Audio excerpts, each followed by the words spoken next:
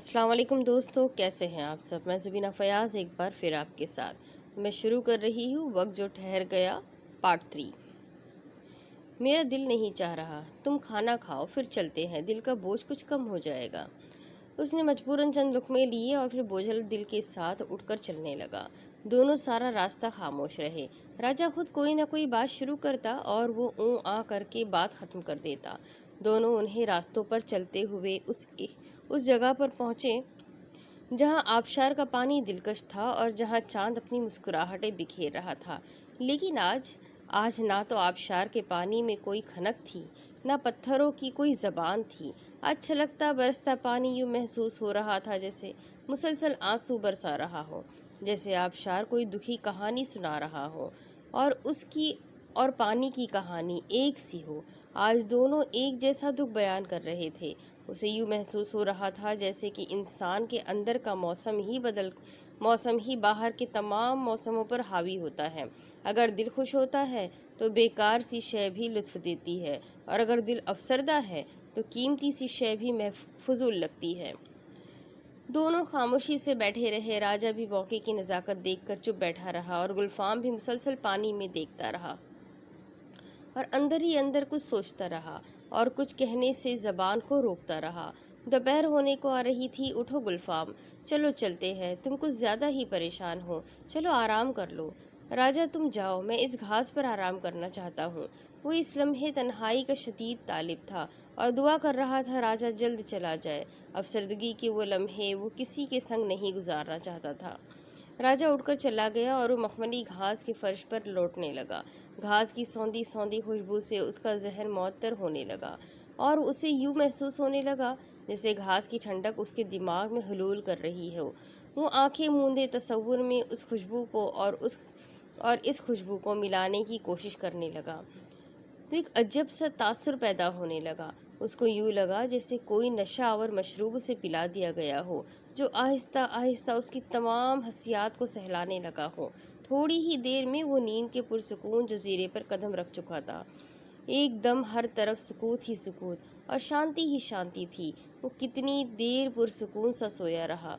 उस नींद में आज किसी का कोई दखल ना था। यूँ लग रहा था कि आज बहुत दिनों के बाद सोया हो, क्योंकि आज चंद लम्हों के लिए उसके जहन ने बाहर की दुनिया से तमाम राब्ते मुंतका कर दिए थे। सारी खिड़कियाँ, दरवाजे, रोशनदान, सुराख, सब कुछ बंद था। वो उठा तो कदरे मुतमईन था और पुरसुकून भी। उस नींद ने उसे बहुत सी खुशी दी थी। उसने इर्द गिर्द का जायज़ा लिया तो अपने आप को बहुत मुतमईन पाया। आज उसे लगा जैसे ज़िंदगी में पहली बार ऐसी नींद से आशना हुआ हो जिसको मौत से तशबीह दी जाती है। उसने अपने दिमाग का भी जायज़ा लिया और दिल का भी। दोनों मुतमईन थे। पहले वाली कोई तड़प अब बाकी न थी। उसने दिल ही दिल में शुक्र अदा किया और वापस मुड़ने लगा। अब हर चीज़ पहले की तरह मसरूर सी नज़र आ रही थी। सब में एक मस्ती थी। वो खुद ही मुस्कुराया और सोचने लगा कि अब इसको वापस चले जाना चाहिए। वो अपनी जगह पर पहुंचा तो राजा उसका इंतज़ार कर रहा था। उसको देखकर मुस्कुराया। अब तुम मुझे बेहतर लग रहे हो। हाँ, मैं वहाँ सो गया था। शायद तुम रात भर सो नहीं सके थे, इसलिए तुम्हारा जहन परेशान था। मैं तुम्हारे लिए मशरूब लाता हूँ। राजा उठकर अंदर चला गया। राजा कितना अच्छा इंसान है। मुझे इस शख्स के बारे में बदगुमान नहीं होना चाहिए और इसके साथ बेवफाई भी नहीं करनी चाहिए, वरना मैं किसी से भी ज़िंदगी में वफा ना कर सकूँगा। उसको फिर बाप याद आने लगा जो हमेशा उसको यही कहा करता था, अपनी ज़िंदगी के कशकूल को वफा के मोतियों से भर लो तो मुराद को पहुँचोगे। उसे यूँ महसूस होने लगा जैसे उसके बाप के कहे हुए अल्फाज अब तजुर्बात से गुज़र कर अपने अंदर छुपी सच्चाई उस पर जाहिर कर रहे हैं, और अब उसे राजा से कोई शिकवा ना रहा था, क्योंकि वो हकीकत को समझ रहा था और महसूस भी कर रहा था। उसका जहन आहिस्ता आहिस्ता खुल रहा था और वसी भी हो रहा था। मुख्तलिफ सोचें उसको लम्हा ब लम्हा पुख्ता कर रही थी। थोड़ी देर बाद राजा मशरूब लेकर आ गया। उसने खुशी खुशी घूट घूट पीना शुरू कर दिया और फिर उससे बातें भी करने लगा। बात कह कहा भी लगाता तो राजा हैरत से उसकी जानिब देखता। गुलफाम, अब तुम वाकई बहुत खुश लग रहे हो। तुम्हारी हंसी में एकदम सुकून सा आ गया है। उसमें पहले तो इतनी झनकार ना थी। میں نے تو کبھی تمہیں ہنستے ہوئے نہیں دیکھا تھا، تم واقعی بہت اچھے لگ رہے ہو، آج تمہارے چہرے سے کرنیں پھوٹ رہی ہیں، مجھے تم پر بہت پیار آ رہا ہے۔ گلفام ایک دم سنجیدہ ہو گیا۔ کیا ہوا؟ میں نے تو کوئی ایسی بات نہیں کی کہ جس سے تمہارا دل کو چوٹ پہنچے۔ نہیں نہیں، تم نے جس محبت سے یہ سب کہا تو مجھے اپنا باپ یاد آ گیا، وہ مجھ سے بہت پیار کرتا تھا راجا، لیکن راجا جب میں اس کے پاس تھا تب میں اس سے زیادہ محبت نہیں کرتا تھا، یوں لگتا تھا جیسے محبت کرنا اور محبت جتانا صرف اس کا ہی حق ہو اور اس کو زیب بھی دیتا ہو، لیکن اب وہ مجھ سے دور ہے تو مجھے لگتا ہے جیسے میں اس سے زیادہ محبت کرتا ہوں، مگر میں اب اس کو بتا نہیں سکتا۔ تم نے دیکھا کہ محبت کے مراحل میں فراق سب سے اہم موڑ ہے، ایسا موڑ جس میں تمام جذبے اود کر اپنی اصل شکل میں آتے ہیں۔ جب کوئی اپنے محبوب سے سچی محبت کرتا ہے تو فراق کی یہ لمحے اس پر کتنی اذیت ڈھاتے ہیں، اور کبھی کبھی تو فراق اتنا حاوی ہو جاتا ہے کہ وصال میں بھی وہ لطف نہیں آتا جو فراق میں آ جاتا ہے۔ یہ بڑی صبر آزما اور کٹھن منزل ہے، انسان کے اندر چھپے تمام جذبوں کی سچائی کو ناپنے کا پیمانہ ہے۔ راجا تم اس سے گزر چکے ہو؟ اس نے حیرت سے پوچھا۔ ہاں، اسی لیے تو اس کا عمل شروع ہونے سے پہلے ہی وصال کے لیے دوڑتا ہوں۔ مجھے فراق سے خوف آتا ہے، نہ جانے کیوں اب اس سوچ سے ہی وحشت ہونے لگتی ہے۔ دونوں کتنی دیر باتیں کرتے رہے، پھر راجا اٹھ کر چلا گیا اور وہ بھی آہستہ آہستہ چلتا ہوا ٹیلے کے اوپر پہنچ گیا اور وہاں اونچائی سے مخملی فرش کا نظارہ کرنے لگا۔ اچانک کبوتروں کا ایک غول آ کر اس کے سامنے سرسبز فرش پر بکھر سا گیا اور وہ ان کی حرکات و سکنات کا غور سے جائزہ لینے لگا۔ سرسبز فرش پر سفید موتیوں جیسے دانے ادھر ادھر بکھر گئے، جیسے بہت سفر کے بعد دم لینے کو آئے ہوں۔ اس کے لبوں پر ایک مسکراہٹ سی پھیلنے لگی۔ فطرت کے قریب رہ کر انسان کتنا سادہ اور معصوم ہو جاتا ہے اور بہت خوش رہتا ہے۔ فطرت جو خود بھی سادگی اور محبت سے عبارت ہے، محبت جو فطرت ہے اور فطرت جو محبت ہے، دونوں ایک ہی وجود سے نکلتے ہیں۔ اس کو سمجھ نہیں آ رہی تھی کہ آہستہ آہستہ اس کا ذہن پھر کس تیزی سے ترقی کے مراحل طے کر رہا ہے۔ اس کو جو سوچ کچھ دن پہلے تھی اب کس قدر پختہ ہو رہی تھی۔ اسے یوں محسوس ہو رہا تھا جیسے وہ بڑا ہو رہا ہو، جس پر زندگی بالآخر اپنے اصرار عیا کرتی ہے اور فطرت لمحہ بلمحہ اس پر مہر ثبت کرتی ہے۔ اس کو لگ رہا تھا جیسے کوئی خزانہ اس کو آہستہ آہستہ مل رہا ہو۔ شام کے ہلکے ہلکے سائے ادھر ادھر پھیل رہے تھے۔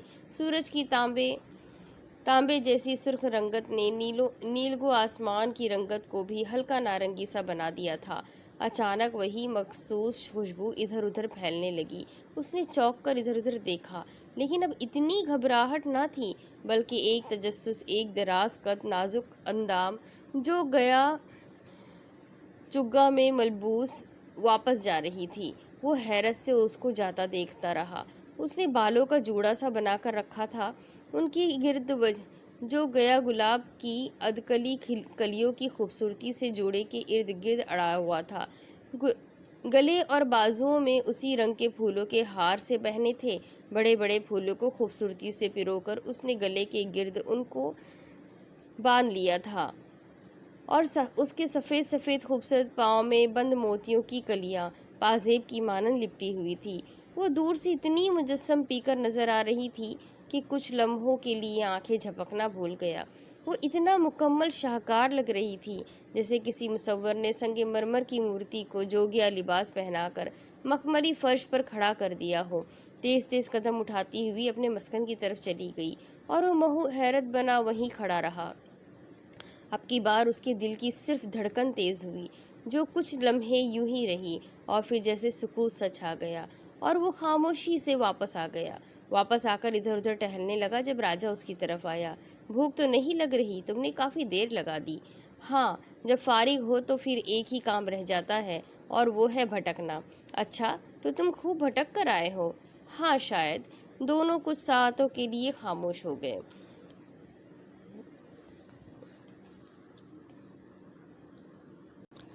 راجا ایک بات پوچھوں؟ ہاں ہاں، کیوں نہیں، تم لوگ انسان ہی ہو نا؟ کیوں؟ اور راجا کا کہکہا ہوا میں گونجنے لگا۔ تم میری بات پر ہنس کیوں رہے ہو؟ گلفام خفا سا ہو گیا۔ تم نے بات ہی ایسی کی ہے، تم خود ہی تو شک میں ڈالتے ہو۔ کیسا شک؟ تم بار بار یہی کہتے ہو کہ مجھے اپنے وطن لوٹ جانا چاہیے۔ اگر میں انسان ہوں اور تم بھی انسان ہو تو پھر ایسا ممکن کیوں نہیں؟ کیا تمہاری سرزمین کسی اور انسان کو قبول نہیں کر سکتی؟ ہاں، شاید یہی بات ہے۔ ہماری سرزمین پر کسی تیسرے انسان کی گنجائش نہیں ہے۔ جس دن کوئی ایسی بات ہوگی تو پھر نہ ہم رہیں گے نہ یہ سلطنت۔ کیسی عجیب سی بات بتا رہے ہو؟ جو بھی ہے تمہیں اس کو سن کر ذہن میں محفوظ رکھنا ہوگا کہ تم یہاں نہیں رہ سکتے، اور یہاں کی ممنوعہ سرحد کو دیکھنا بھی خلاف قانون ہے۔ تم پر بہت سی پابندیاں ہیں، اس لیے تمہارے لیے بہتر یہی ہے کہ تم یہاں سے، اس جگہ سے چلے جاؤ جہاں تم آزاد ہو اپنے چلنے پھرنے میں، اپنے فیصلوں میں، جہاں تم پر کوئی پابندی نہ ہو۔ ٹھیک ہے، میں چلا جاؤں گا، لیکن بتا دو مجھے کب جانا ہوگا۔ یہ تمہاری مرضی ہے، مگر جلدی کوشش کرنا، کہیں یہ تاخیر تمہیں کسی اذیت سے دوچار نہ کر دے۔ راجا خاموشی سے اس کا چہرہ دیکھنے لگا اور وہ بھی خاموش سا سر جھکائے بیٹھا رہا۔ گلفام تم اداس مت ہو، اور وہ اٹھ کر چلا گیا۔ گلفام سوچنے لگا کہ واقعی اس کو واپس چلے جانا چاہیے، اور وہ وہاں پر کیوں رکا ہے؟ کس کا انتظار کر رہا ہے؟ بہت چاہنے کے باوجود بھی وہ وہاں کیوں رکنا چاہتا ہے؟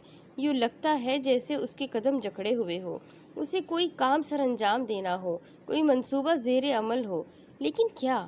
دیکھنے میں تو ایسی پرکشش جگہ پر رہنا تو ہر ایک کی خواہش ہوتی ہے، مگر یوں ہاتھ پر ہاتھ رکھ کر اور ذہن کو بھگا کر مصروف رہنا کہاں کی عقل مندی تھی؟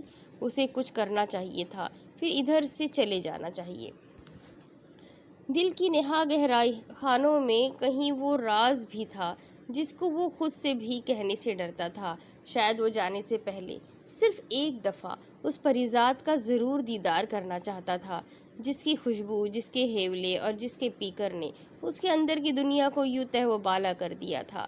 وہ صرف ایک بار اسے دیکھے گا اور پھر چلا جائے گا، پھر دوبارہ یہاں کبھی نہیں آئے گا، لیکن وہ کس طرح اس کو دیکھے گا، یہ اس کے اندر تجسس بڑھتا جا رہا تھا، اور شوق بھی، اور اب شاید اس نے اپنی زندگی کا مشن بنا لیا تھا کہ وہ اسے ضرور دیکھے گا، اس سے چاہے بات کرے یا نہ کرے۔ مگر وہ اٹھ کر چلنے لگا، اور اس کے قدم نادانستہ پھولوں کی ان باڑوں کی طرف اٹھ گئے جو اس کی جھوپڑی کی طرف جاتا تھا۔ رات گہری ہو رہی تھی اور ٹھنڈا میٹھا سکون ہر طرف پھیلا ہوا تھا۔ اس کے قدم اس باڑ تک آ کر رک گئے جہاں ایک فرلانگ کے فاصلے پر ممنوعہ علاقہ شروع ہوتا تھا۔ وہ ادھر ادھر دیکھنے لگا، ہر طرف گہری تاریکی تھی، نہ کہیں راجا نظر آ رہا تھا نہ اس کی رانی۔ پھر ایک دم خوبصورت کھنکتا کہکہا فضا میں بلند ہوا، اس کے کان ایک دم کھڑے ہو گئے اور ان کی لبیں سرخ ہونا شروع ہو گئی تھی۔ اس کا چہرہ تانبے کی طرح سرخ ہونے لگا اور اس سے گرم گرم شعاعیں باہر نکلنا شروع ہو گئی۔ وہ مزید وہاں نہ ٹھہر سکا اور واپسی کی راہ لے لی اندر۔ پھر ایک دفعہ کپکپاہٹ شروع ہو گئی، آ کر وہ دھڑام سے اپنی چارپائی پر گر گیا، لیکن اب کی بار اس میں حرکت کرنے کی بالکل سکت نہ تھی۔ وہ ایسا بے سدھ پڑا تھا کہ کئی گھنٹے یوں ہی بے خودی میں گزر گئے۔ پھپٹنے کے قریب تھی جب اس کی آنکھ لگ گئی، اور صبح بھی گزر چکی تھی اور سورج نصف النہار پر کھڑا تھا۔ جب اس کی آنکھ کھلی، اس کا سر بوجھل ہو رہا تھا اور بھوک کا احساس بھی شدت اختیار کر چکا تھا۔ وہ اٹھا، ارد گرد نگاہ دوڑائی، پھل اس کے پاس پڑے تھے لیکن پیاس بھی شدید تھی۔ اس نے موقع بھی مناسب سمجھا اور اس ممنوعہ علاقے کی طرف چل پڑا۔ اٹھتے قدموں کے ساتھ اس کا دل بھی لرز رہا تھا۔ پھولوں کی باڑوں کو عبور کرتا ہوا وہ آخر باڑ کی طرف چل پڑا۔ اس کے اندر خوبصورت پھولوں کی محراب سی بنی تھی۔ اس نے جلدی سے اس کے اندر قدم رکھ دیا اور اندر داخل ہو کر یوں دیکھنے لگا جیسے وہ تجربہ کرنا چاہتا ہو کہ ممنوعہ علاقے کی حدود پھلانگنے کے فوراً بعد کیا ہوگا۔ وہ حیران سا انتظار کر رہا تھا اگلے لمحوں کا، جیسے کبھی آدم نے ممنوعہ پھل کھانے کے بعد کیا ہوگا، لیکن کچھ بھی نہیں ہوا۔ وہ مطمئن ہو گیا اور چاروں طرف نگاہ دوڑائی۔ درمیان میں جھوپڑی تھی اور خوبصورت مخملی فرش چاروں طرف بچھا ہوا تھا۔ اسے کوئی آدم زاد نظر نہ آیا۔ وہ ایک طرف کو چل پڑا تو کونے میں پریزاد نظر آ ہی گئی۔ وہ اس کی جانب پشت کیے اپنا کچھ کام کر رہی تھی۔ آج اس نے سفید چگا اور سفید کلیاں سفید کلیاں، سفید گجرے اور سفید پھولوں کے ہار پہنے تھے، لیکن وہی مخصوص خوشبو اسے بتا رہی تھی کہ اس کی یہ خوشبو ان پھولوں کی محتاج نہ تھی۔ وہ آہستہ آہستہ چلتا ہوا اس کے پیچھے جا کر کھڑا ہو گیا۔ وہ پھولوں کا گلدستہ بنانے میں مصروف تھی۔ وہ اس کو اپنی طرف متوجہ کرنا چاہتا تھا، مگر کیسے؟ اس کو خاص پریشانی ہو رہی تھی۔ وقت جو جو گزر رہا تھا وہ پریشان بھی ہو رہا تھا کہ ابھی راجہ آ جائے گا، اور پھر یہ خیال ہی اس کو لمحہ بلمحہ مضطرب کر رہا تھا۔ بالآخر اس نے گلا کھنکارا۔ رانی نے پیچھے مڑ کر دیکھا اور یوں لگا جیسے کائنات تھم گئی ہو۔ رانی نے اس کی طرف اور اس نے رانی کی طرف دیکھا، اور اگلے لمحے رانی بے ہوش ہو گئی۔ اس کو کچھ سمجھ نہ آیا اور وہ واپس بھاگ گیا۔ رانی یوں ہی پڑی رہی۔ راجہ آیا تو اس پر نیم مدہوشی طاری تھی۔ وہ حیران ادھر ادھر دیکھنے لگا۔ رانی، بولو کیا ہوا؟ اٹھو اٹھو، بتاؤ تو صحیح، یوں کبھی پہلے تو ایسا نہیں ہوا۔ راجہ کا دل زور زور سے دھڑک رہا تھا۔ رانی بولو کیا ہوا ہے، اٹھو۔ اس نے رانی کو اٹھانے کی بہت کوشش کی اور اسے اٹھا کر جھوپڑی کے اندر لٹا دیا۔ وہ پریشان سا اس کے سرہانے بیٹھ گیا۔ اس کو سمجھ نہیں آ رہی تھی کہ ایسا کیا ہوا ہے۔ وہ خاموشی سے کمرے میں ٹہلنے لگا اور رانی کو ہوش میں لانے کی کوشش کرنے لگا۔ بالآخر تنگ آ کر کھلے آسمان تلے گہرے گہرے سانس لینے شروع کر دیے۔ گلفام نے آج کیا دیکھا تھا کہ وہ اپنے حواس کھو بیٹھا تھا؟ اپنی چارپائی پر لیٹا وہ یہی سوچ رہا تھا کہ ایسا پری پی کر اس نے آج تک نہ دیکھا تھا نہ سنا تھا۔ کتنا معصوم حسن، ہر قسم کی بناوٹ اور آرائش سے پاک، ستواں ناک، گہری سیاہ بھووں کے نیچے موٹی موٹی سیاہ غزالی آنکھیں، رنگت ایسی جیسے میدے اور شہد سے گندھی ہو۔ وہ بالکل سادہ تھی، لیکن اتنی ہی حسین بھی تھی۔ تھوڑی پر سیاہ تل۔ وہ حسین تو تھی مگر سحر انگیز زیادہ تھی۔ نہ جانے اس میں کیا خاص بات تھی کہ اس کا دل دھڑکنا ہی بھول گیا تھا۔ شاید اسی لیے راجہ اس کو بار بار منع کرتا تھا کہ اس طرف مت جانا۔ وہ حقیقت اور اس کے انجام پر نظر رکھے ہوئے تھا۔ اس کی خوشبو، اس کی چاہت اور اس کی ذات پر صرف راجہ کا ہی حق تھا۔ کوئی تیسرا اس میں شرکت کا تصور بھی نہیں کر سکتا تھا۔ آہستہ آہستہ البتہ شدید احساس ضیا اس پر چھانے لگا۔ اسے یوں محسوس ہونے لگا جیسے اس نے گناہ کیا ہو۔ کسی کے گھر کی چار دیواری کے اندر قدم رکھنا گناہ ہی تو ہے۔ اس نے کیوں ایسا کیا؟ اس کا دل آہستہ آہستہ کٹنے لگا، شاید ایسے جیسے کبھی آدم کا پھل کھانے کے بعد ہوا ہوگا۔ اب وہ ایسے نادم پڑا تھا جیسے کبھی وہ گناہ کا احساس زیادہ ہونے لگا تو اس کی آنکھوں میں آنسو آ گئے۔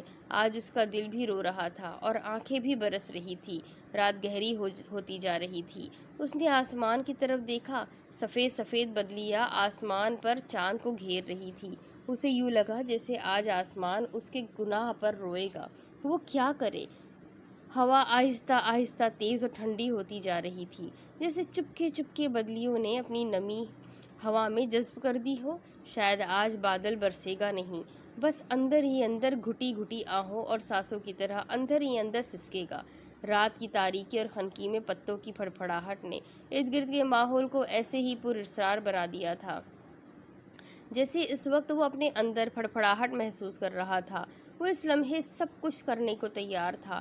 راجہ کو بھی بتا دے گا کہ اس کے گھر کی حدود پھلانگی تھی، اور رانی سے کیا کہے گا؟ رانی کو تو اس نے کچھ بھی نہیں کہا تھا اور رانی نے بھی اسے کچھ نہیں کہا تھا۔ دونوں نے بس ایک دوسرے کو دیکھا ہی تو تھا۔ شاید یہ گناہ تھا؟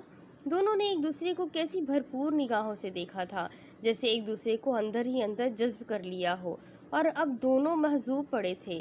یوں لگ رہا تھا جیسے دونوں کے اندر لمحے رک گئے ہوں اور اس کے ٹھہرے وقت نے ان کو اتھل پتھل کر دیا تھا۔ ایک دم بادل آپس میں یوں ہی ٹکراتے رہے، لیکن پانی نہ برسا۔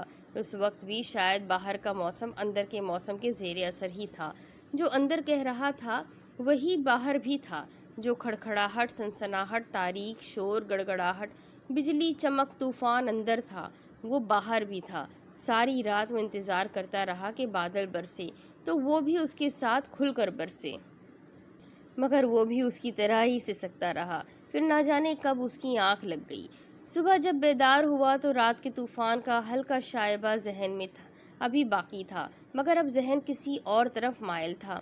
اب وہ کسی اور کا تقاضا کر رہا تھا، وہ تھا رانی کو ایک اور بار دیکھنے کا اور اس سے بات کرنے کا، لیکن پچھلے تجربے کا اثر باقی تھا۔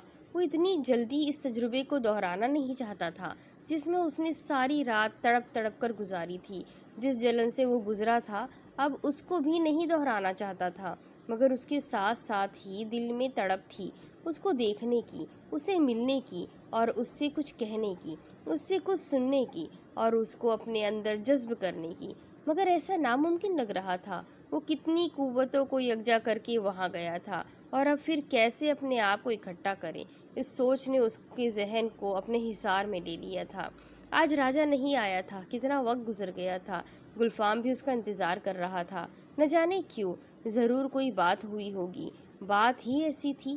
راجا رانی کے اٹھنے کا انتظار کر رہا تھا، کئی جڑی بوٹیاں اس نے پانی میں گھول کر اس کو پلائی، مگر وہ یوں ہی بے سدھ پڑی تھی۔ سورج ڈھلنے کے قریب تھا جب اس نے آنکھیں کھولی۔ رانی، رانی تم ٹھیک ہو نا؟ ہاں ہاں، کیا ہوا تھا؟ کچھ تو بتاؤ، ایسا پہلے تو کبھی نہیں ہوا، پھر یہ کیوں؟ ہاں میں بھی حیران ہوں، ایسا پہلی دفعہ ہوا ہے، لیکن کیوں؟ کوئی تو وجہ ہوگی۔ یوں ہی شدید چکر سا آ گیا، مگر کیوں چکر آیا یہی تو پوچھ رہا ہوں۔ میں تمہارے لیے گلدستہ بنا رہی تھی کہ اچانک وہ ہکلانے لگی۔ کیا اچانک؟ کیا ہوا یہی تو میں پوچھ رہا ہوں، بتاؤ۔ کچھ یاد نہیں، بس یوں لگا جیسے چاند میرے سامنے آ کھڑا ہوا ہو، اس کی کرنیں ایسی روشنی، ایسی چمک، میں گھبرا گئی۔ تم نے ضرور خواب میں ایسا دیکھا ہوگا۔ نہیں، حقیقت میں۔ شکر ہے وہ سب نہیں جو میں سمجھتا تھا، میرا خیال ہے سب ٹھیک ہے، تم فکر نہ کرو۔ راجا سب کچھ سن کر مطمئن ہو گیا، یوں لگا جیسے اس کے سینے پر سے بھاری پتھر ہٹ گیا ہو، اس کو سکون سا مل گیا۔ تم تھکی سی لگ رہی ہو، آرام کرو، میں ابھی آتا ہوں۔ وہ اٹھ کر باہر آ گیا۔ گلفام چارپائی پر بے سدھ لیٹا تھا۔ کیا بات ہے گلفام، پریشان کیوں ہو؟ معاف کرنا، آج میں جلدی نہ آ سکا، اصل میں آج رانی سارا دن بے ہوش رہی تھی۔ بے ہوش کیسے؟ گلفام کے ماتھے پر پانی کی بوندیں جمع ہونا شروع ہو گئی۔ ویسے ہی میرا خیال ہے کوئی خواب ہی اس نے دیکھا ہوگا۔ خواب؟ کیسا خواب؟ دیکھو بھلا، کہہ رہی تھی کہ اس نے چاند کو اپنے سامنے دیکھا۔ لو بھلا دیکھو، یہ کیسے ممکن ہے؟ چاند اپنے سامنے؟ گلفام گھبرا سا گیا، اس کو خوف سا آنے لگا۔ یہ سب کیا ہو رہا ہے؟ اس کا دل ڈرنے لگا۔ ہاں یقیناً اس کے ذہن نے کچھ ایسا الٹا سیدھا بنایا ہے کہ وہ گھبرا سی گئی۔ راجا اطمینان سے بولا۔ راجا، تو تمہیں واقعی یقین نہیں آیا کہ رانی سچ کہہ رہی ہے؟ اب تم ہی بتاؤ، کیا یہ ممکن ہے؟ کیا اس پر یقین کیا جا سکتا ہے؟ ہاں نہیں، وہ ہکلا سا گیا۔ میرا خیال ہے آج تو تم نے کچھ بھی نہیں کھایا، پھل بھی ویسے ہی پڑے ہوئے ہیں، اور میں ناحق پریشان ہو رہا تھا کہ آج تم بھوکے ہی میرا انتظار کر رہے ہوں گے۔ میں اسی کوشش میں تھا کہ اسے ہوش آئے تو میں تمہاری طرف آؤں۔ کوئی بات نہیں، میرے بارے میں اتنی فکر مند مت ہوا کرو۔ پتہ نہیں کیوں دن بدن مجھے تم سے خاص انس ہوتی جا رہی ہے، اور اس محبت سے اب مجھے ڈر لگنے لگا ہے۔ اس لیے میں اکثر تمہیں یہی کہتا ہوں کہ یہاں سے جلدی چلے جاؤ، ورنہ تاخیر کچھ عذاب ہی نہ لے آئے۔ کیسا عذاب؟ گلفام نے اس کی آنکھوں میں جھانکا۔ چھوڑو بس اس قصے کو، ادھر ہی بند کرو، تم کچھ پھل کھاؤ۔ اوفو، میں بھی کتنا بے وقوف ہوں، میں نے ادھر کوئی مشروب ہی نہیں رکھا۔ کیا تمہیں پیاس محسوس نہیں ہوئی؟ پیاس؟ نہیں تو۔ اس نے زبان خشک لبوں پر پھیری۔ یہ پیاس ہی تو اسے کہیں لے گئی تھی کہ اسے اور پیاسا بنا دیا تھا۔ میں ابھی لے آتا ہوں، راجا اٹھتے ہوئے بولا۔ رہنے دو، میں لے لوں گا، وہ نادانستہ بولا۔ کہاں سے؟ راجا نے حیرت سے اس کی جانب دیکھا۔ جب ضرورت ہوگی تو تمہیں کہہ دوں گا۔ اوہ اچھا، راجا مطمئن ہو کر چلا گیا۔ رانی کی دنیا بے چین ہو گئی تھی۔ جب سے ہوش آیا تھا اسے سمجھ نہیں آ رہی تھی کہ اسے کیا ہو رہا ہے۔ اسے یوں محسوس ہو رہا تھا جیسے اس کا اندر بالکل سونا ہو گیا ہو۔ کسی کمی کا احساس شدت سے ہو رہا تھا، کسی قسم کا احساس ضیاع کچھ نہ ہونے کا غم۔ اس نے ایسا کیا دیکھا تھا کہ وہ زندگی میں پہلی بار کسی کی موجودگی سے اتنی بے صبری اور پریشان ہو گئی تھی؟ وہ کون تھا؟ اس کے آ جانے سے وہ شدید خدشے سے دوچار تھی۔ ضرور کچھ نہ کچھ ہوگا، کہیں سارا کچھ تباہ نہ ہو جائے۔ نہیں، ایسا ممکن نہیں، میں سب کچھ بتا دوں گی۔ مگر کیا؟ ایسا کیا؟ صرف دیکھنا۔ کیسا دیکھنا؟ جیسے چاند کو دیکھنا، جیسے اس کی نرم کرنوں کو اپنے وجود میں سمیٹنا، جیسے اس کی ٹھنڈی میٹھی روشنی کو پور پور میں جذب کرنا۔ کیسا وہ لمحہ تھا، جیسے چاند دھرتی پر اتر آیا ہو فتح کرنے۔ وہ کیسی مبہوت رہ گئی تھی، اور کیسی مجسم حیرت کہ وہ بے ہوش ہو گئی۔ اس کا دل نادانستہ تڑپنے لگا۔ پھر ایسا ہو، ایک دفعہ اور، صرف ایک دفعہ۔ لیکن اگلے ہی لمحے تعصب اور پچھتاوے کی لہر سی دوڑ گئی۔ راجا، ہاں راجا برا مان جائے گا، اس کی خواہش کے خلاف جانا، کہیں بے وفائی نہ ہو۔ لیکن محبت تو میں راجا سے کرتی ہوں، وہ میرے وجود، میری ذات کا حصہ ہے، کوئی اور نہیں۔ ہاں، کوئی نہیں، وہ میرا حاکم ہے، میں اس کی محکوم۔ لیکن اس کو پھر چکر سا آنے لگا، اور وہ دم ساتھ کر آنکھیں بند کر کے لیٹ گئی۔ راجا اس کے سرہانے کھڑا اس کو بازو سے ہلا رہا تھا۔ رانی، اٹھو، باہر آؤ، چلو سیر کو چلتے ہیں، تمہاری تھکن بھی اتر جائے گی اور ذہن سے بوجھ بھی کم ہو جائے گا۔ میری طبیعت بہت بوجھل ہے، یوں لگ رہا ہے کہ چلنے کی بھی ہمت نہیں۔ یوں مت کہو، میں تمہارے ساتھ ہوں، اور جب میں ساتھ ہوں تو تمہیں کسی کمی کا احساس نہیں ہونا چاہیے۔ وہ مجبوراً اٹھی۔ آج اس کے سارے پھول مرجھا چکے تھے، اور چہرے پر بھی نہ شگفتگی تھی، نہ تازگی، نہ مزاج میں میٹھا پن تھا، نہ ہی بدن مہک رہا تھا۔ وہ نقاہت سے اٹھی۔ راجا اس کے مرجھائے پھول اتارنے لگا، اور تازہ پھول کی کلیاں اس کے جوڑے میں لگانے لگا۔ وہ آہستہ آہستہ اس کو پھولوں کے ہار پہنا رہا تھا، اور رانی حیرت سے اسے یوں دیکھ رہی تھی، اور اندر ہی اندر غمزدہ ہو رہی تھی۔ اسے یوں محسوس ہو رہا تھا جیسے وہ راجا کی پہلے والی رانی نہ رہی ہو، کوئی اور ہو۔ چلو اب باہر چلتے ہیں۔ اس نے اس کے کندھے پر ہاتھ رکھا، اور دونوں باہر آئے۔ نرم شبنمی گھاس پر وہ آہستہ آہستہ چلتے رہے اور باتیں کرتے رہے۔ لیکن رانی نہ آج چہک رہی تھی، نہ کھنک رہی تھی، ہر بات کا جواب ہوں ہاں میں دے رہی تھی۔ کیا بات ہے رانی، آج تم مجھ سے پہلے کی طرح بات نہیں کر رہی؟ کیا مجھ سے ناراض ہو؟ نہیں تو، وہ گھبرا کر بولی۔ پھر اتنی اداس کیوں ہو؟ راجا، تم جانتے ہو میری طبیعت ٹھیک نہیں، میں بہت مشکل سے چل رہی ہوں۔ اگر تم واقعی تکلیف میں ہو تو واپس چلتے ہیں۔ ہاں ٹھیک ہے، اور دونوں خاموشی سے واپس چلے آئے۔ گلفام اٹھ کر ادھر ادھر ٹہل رہا تھا جب راجا اس کی طرف آیا۔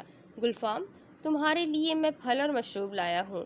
رانی کی طبیعت ٹھیک نہیں ہے، وہ سو رہی ہے، اور میں ذرا باہر جا رہا ہوں، جلد واپس آ جاؤں گا، تم آرام کرو۔ راجا کے جانے کے بعد اس کے قدم پھر جھوپڑی کی طرف اٹھنے لگے۔ جھوپڑی کے دروازے پر جا کر رک گیا، اور پھر آن واحد میں اندر داخل ہو گیا۔ جھوپڑی کے اندر 2 کمرے بنے ہوئے تھے۔ وہ ایک کمرے میں داخل ہو گیا۔ وہاں ہر طرف خوشبو ہی خوشبو تھی، مگر تاریکی اتنی تھی کہ کچھ نظر نہیں آ رہا تھا۔ وہ دوسرے کمرے کی طرف چلا گیا۔ اس میں بھی پھولوں کی ہلکی ہلکی خوشبو رچی بسی تھی۔ سنگ مرمر کے حسین مورت آنکھیں بند کیے صندل کے خوبصورت سے پلنگ پر لیٹی تھی۔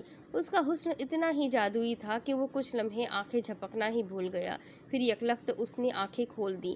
یوں لگا جیسے طاق میں رکھے ہوئے 2 حسین چراغ روشن ہو گئے ہوں۔ تم یہاں کیوں آئے ہو؟ تمہارا حال پوچھنے۔ یہاں سے چلے جاؤ۔ کیا میں اتنا برا ہوں؟ وہ اور اس نے حیرت سے اس کی جانب دیکھا، اور آنسو اس کی آنکھوں سے نکلنے لگے۔ تم رو رہی ہو؟ اچھا میں چلا جاتا ہوں۔ اور وہ حسرت سے اس کو دیکھنے لگی۔ سنو، کیا تم نے واقعی چاند زمین پر دیکھا کہ تم بے ہوش ہو گئی؟ گلفام نے حیرت اور معصومیت سے پوچھا۔ اس کے اس سوال پر وہ حیرت سے اس کی طرف دیکھنے لگی، اور پھر مسکراہٹ سے اس کے لبوں پر پھیل گئی۔ ہاں، کب، کہاں، کیسے؟ وہ بے صبری سے بولا۔ کیا تم یہ پوچھنے آئے ہو؟ ہاں، یہ بھی، مگر تمہاری خیریت بھی پوچھنے آیا ہوں۔ تم مجھے بہت اچھی لگی، بہت پیاری، وہ صاف گوئی سے بولا۔ رانی اس کا جواب سن کر دنگ رہ گئی، اور حیرت سے اس کی طرف دیکھنے لگی۔ کتنا حسن، کتنا سچ، کتنی معصومیت، کتنی روشنی، کیسا حسین امتزاج ہے! وہ پلک جھپکنا ہی بھول گئی۔ رانی، تمہیں بھوک تو نہیں لگ رہی؟ میں کچھ لاؤں تمہارے لیے؟ نہیں، سب کچھ ہے میرے پاس۔ رانی، تم جلدی سے ٹھیک ہو جاؤ، پھر میں تم سے ایک ضروری بات پوچھنا چاہتا ہوں۔ کیا ضروری بات؟ ابھی نہیں، جب تم بالکل ٹھیک ہو جاؤ گی تب۔ رانی اس کی بات سن کر خاموش ہو گئی۔ اچھا، میں کوشش کروں گی، لیکن اب تم جاؤ۔ اس نے مسکرا کر اس کی جانب دیکھا اور باہر نکل گیا۔ رانی تو پہلے ہی حیران تھی، اب مزید اس کی معصومیت اور سچائی نے اس کو متاثر کر دیا تھا۔ اس کا ذہن بھٹکنے لگا تھا۔